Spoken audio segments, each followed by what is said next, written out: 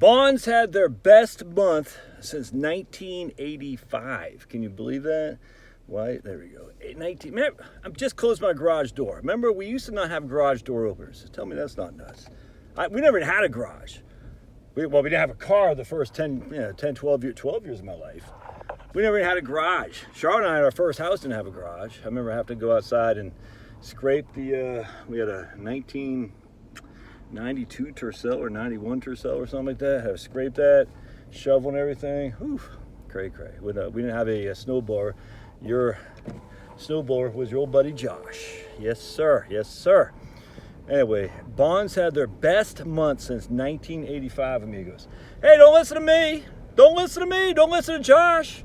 I was watching my man Joe Kuhn. I didn't watch the video, but apparently Joe Kuhn, I love Joe Kuhn. I interviewed him. He's a man, big guy, like him, Chris Barfield. There's so many good guys in our business who are trying to help people. It's great. And now, I don't know, I wouldn't say Joe Kuhn's in my business. I mean, I don't, you know what I'm saying? He's not like a professional financial planner, but even amongst the professional financial planners, there's tons of good guys. Barfield, dude, that guy just freaking crushes. Can't stand that guy. I mean, even though he's crushing, freaking Barfield. I'll never forgive him. We went out to lunch one time here in Atlanta, and freaking Barfield came up behind me as I was walking in my car, and he's got a big old pickup truck to make up for some deficiencies, you know? Is Barfield an Irish name? Probably should be, if you know what I'm saying. It's got to make up some deficiencies down low. You know what I'm saying, Chris Barfield? So he has to drive a big pickup truck. Laid on the horn as I totally had my back towards him. Man, I about pooped my pants, man. I was like, Captain, what do they say? Captain Poopy Pants? Principal. Remember that movie, Captain Underwear? Oh, that was a great movie. Captain Underwear, I forgot what it was. But I was like, man, I had to go home and change, you know what I'm saying? I'm still in those same underwear now, 3 years later. Anyway, so Barfield's crushing. Anyway, so my man Joe Kuhn said, some of his favorite guys on YouTube, and I was number 2. Freaking pissed me off, dude. He put Bob Burger as number 1. Freaking Joe Kuhn. If I were to come up to wherever the hell Joe Kuhn is in Iowa or Ohio, I'd give him a piece of my mind. I'm number 1, not number 2. Joe Kuhn stinks, and you know that's true. Joe Kuhn. Freaking... Joe the Loon, that's his name, Joe the Loon, that's what you call his YouTube channel. Anyway, so I was looking at some comments on the people saying, I can't stand Scamlin. It's actually kind of funny. One guy says, the fact he questioned the science. It's like, dude, how is it like you're a crazy man for questioning the science? It's the weirdest thing. To question the science makes you a conspiracy theorist. It's like, it's weird, man. I mean, the only people who would say that are people who've never actually done any studies or reading on what, quote, this. Dude, you can turn your turn signal on, man. Give me a flipping break. On what the science has said in the past and recognize how freaking idiotic it is. Dude, hey, question the science. Oh my goodness. How dare he? It's like, dude, all the other stuff I don't care, but the idea of like questioning a science as if that's some kind of freaking scarlet letter, it's crazy to me. Anyway, so I don't care. I literally don't care about the other stuff. The only thing that ticked me off is questioning science. Like, do you even hear yourself? I'm just going to listen to whatever the men in white coat tell me because they're the science, and how dare I question it? Oh, the level of idiocy on that is mind-boggling. And people, like, they're proud of it. They're proud of their ignorance. It's crazy to me. Yeah. Anyway, so Bonds, the best month they've had since 1985. Who called it? Your old buddy Josh. And guess what happened today? The 10-year Treasury yield is down. It was down almost 2.5%, 2.9 or 2.2. I can't remember. We'll split the difference. Down 2.5% today as well. So now the 10-year Treasury is down to 4.2 something. Which is off where it was 5%, dude. It hit 5% like a month and a half ago or a month ago or something like that. And now it's down to 4.2. That's an 80 basis points decline, dude, in a month.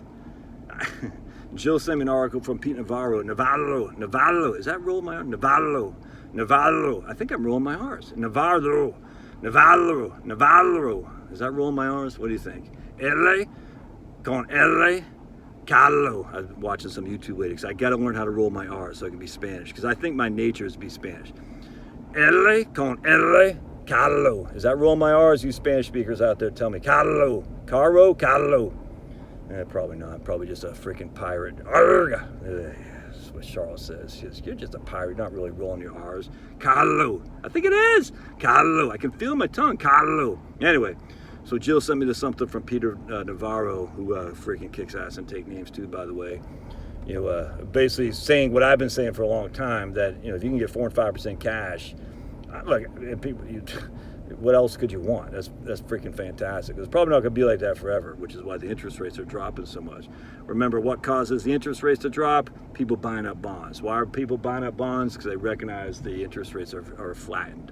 They're probably not going up anytime soon. Now, they could. I mean, Jerome Powell, who's speaking here today at Spelman College, I remember, what's his name? Not OJ, who's the other guy? Bill Cosby. Spelman. He said, hey, we're not done raising rates necessarily. GDP came in at 5.2% for the Q3, which is great news because that means the Social Security and all that, that's what we built our Social Security codes on. Well, freaking take that to the bank.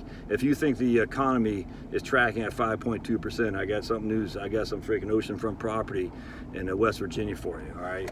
Anyway, so the point being is the sudden burst of the bond market is probably, I don't want to say behind us because on long-term bonds, we're still way off where we were even at the beginning of the year. But we got a lot back, that's for sure. And I was too early on it, like I always am. I'm too early on selling my ExxonMobil, too early on buying my EDV, but there'll be money to be made still. You know what I'm saying? There'll still be money. So I took initially a 10% loss. Now I'm back to even Steven. And the gains on long-term government bonds are nowhere near done yet. Now, I absolutely could be wrong, 100%. So do not invest in what I do. In fact, if anything, you should short what I'm doing.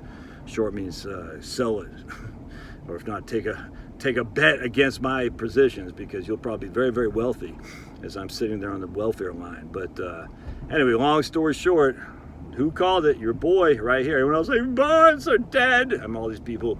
There's no help in bonds. And other people say, this guy's market timing. You should have market timing. I'm not market timing. I'm freaking taking advantage of the situation at hand. I mean, I'm still 100% in VTI in terms of my stocks, but instead of being all VTI, I'm now 25% cash, 25% in long-term government bonds, and 50% VTI. If that's market timing, so be it. But I'm still self-employed. If I don't get clients, or if YouTube bans me because they don't like me the way I roll my R's, I'm in a world of hurt. I'm going to need that cash to live on. There's a completely different ballgame for people who are. Here we go. I'm getting my son some McDonald's, believe it or not. Yeah, well, not good. All right, we'll see you guys. I love your thoughts.